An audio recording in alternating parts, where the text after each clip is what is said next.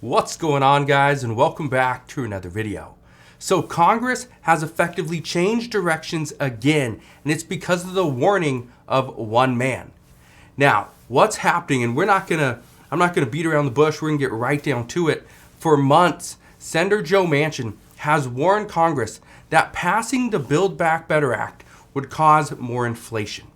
This wasn't a secret, he was very upfront, that is what he said.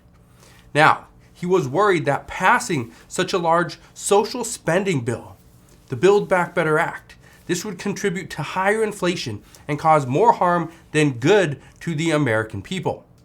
Now this morning, Nancy Pelosi had this statement. I want to share this with you.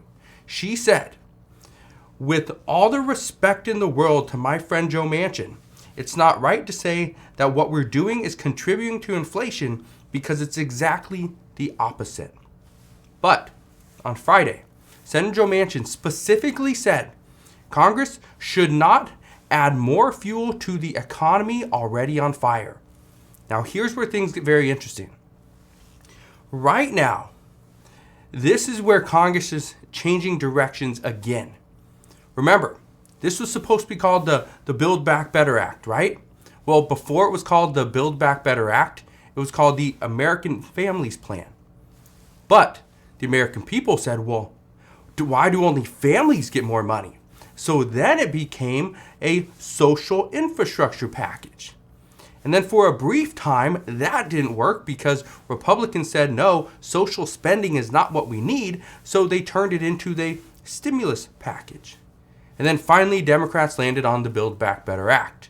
Well, this is where it seems like it's getting another name change to help push it through the ranks, push it through the House and the Senate, and get everybody on board. The other day, Senator Joe Manchin stated that any bill that passes must have some deficit reduction included. Well, this morning, Nancy Pelosi called the bill the Deficit Reduction Bill. She even went on to say that 17 Nobel laureates said that the way the bill was written makes it so it is non-inflationary. That should be key. But who's lying? Who is right? Who is wrong? Senator Joe Manchin lying, saying that this is an inflationary bill when it's not? Is Nancy Pelosi lying? Are the 17 Nobel laureates lying? Who's lying? Or, when I was reading this today, I thought it was very interesting. Could both parties be correct in telling the truth? The answer is yes. And here's where things start to make a little bit more sense. Senator Joe Manchin, he has been opposed to the Build Back Better Act since the most part of the year, right? We'll say June, July, because he's been worried about inflation, and he still is. This isn't going away. However, he is now open to passing pieces of the Build Back Better Act, but only pieces, and here's why. This past week, the House passed a bill that would strengthen domestic supply chains and scientific research to make the U.S. more competitive against countries such as China. But Nancy Pelosi, she stated that this bill was a giant step forward because it addresses supply chain shortages and we have and therefore will decrease inflation. And Nancy Pelosi is right. By increasing the supply chain and not seeing any additional demand in products, this would decrease inflation. So here's where Congress is expected to go now, with a bill headed to the Senate for a vote and very likely to pass. This would greatly benefit our economy and reduce inflation. And once this happens, and again, this isn't going to happen overnight, but once we start to reduce inflation, then the chances of seeing another version of the Build Back Better Act or the Deficit Reduction Bill pass is more likely. But it all comes down to this. And first, I want to read you a tweet from Senator Joe Manchin this morning. Okay? Here's a tweet that came out this morning. It says, "It's time for the Federal Reserve to stop pussyfooting around and tackle inflation head on. We all have a responsibility to do all that is possible to roll back inflation and manage our debts. The longer we or the Federal Reserve waits to act, the more economic pain will be caused." That's what he said this morning. So here's what you need to understand. Senator Joe Manchin is pushing to get something done. He wants something done immediately. Now, here's what I can tell you. What comes out of this in the end will depend on a few things. First, when will the Federal Reserve slow down inflation? When's it going to happen? We know that in a little bit over 1 month, on March 16th, that should be the first time the Federal Reserve really increases rates to reduce inflation.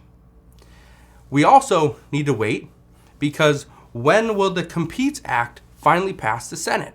And when will we see really any provisions go out? When will we see money go out? When will we see changes? When will we really start to increase our supply chain, right? Increase productivity, bring more workers back, create products here in the U.S. And I know many of you guys pointing this out, but how are our at-home COVID tests that the United States government just gave out to the American people, why are all these pretty much made in China? That's what makes absolutely no sense. Is we're trying to pass a Competes Act, but at the same time, our government is purchasing products from the competitor. Makes no sense. It's like if I owned a car dealership and I'd never bought a car for myself, I always went down the street to the competitor and always bought cars from them. Makes absolutely no sense. So that's the second thing that we need to wait. That's dependent on when will things start to change. And finally, the big thing. When will we finally see stability in our economy for all income classes? That's key. Okay, stability in the economy for all income classes. The lower income, middle income, and the higher income earners. When will we see stability? And how will the economy look once we are finally there? So once all these things happen, according to reports, we could finally see another version of the Build Back Better Act that would not increase inflation, and it would provide substantial benefits to the American people. But again, who knows exactly when this is going to be? One thing I can tell you right now is there's a lot of changes being made. There's a lot of people discussing what could our economy look like in the future. Things are going to come down to not just this week and next week, but really the next month. Okay? I'm telling you that probably by April, we should have a better understanding of where we're going, what we're going to see, what we should expect. We'll have a better idea of what's going on with COVID and the Omicron variants. We'll have a good understanding of where the Federal Reserve is expected to go, the moves that they're going to make. We should know more on this whole Russia and Ukraine issue, right? So a lot of the stuff that we're waiting on is simply that. It's just a waiting game. We have to wait for these dominoes to fall so that we can start figuring out what's going to happen. But as always, I will be here every step of the way. As I know more, I promise I'll be back to fill you in on all the latest news and updates. Again, just want to thank you guys for watching. Have a wonderful rest of your day. Consider subscribing, and I'll see you guys on the next one.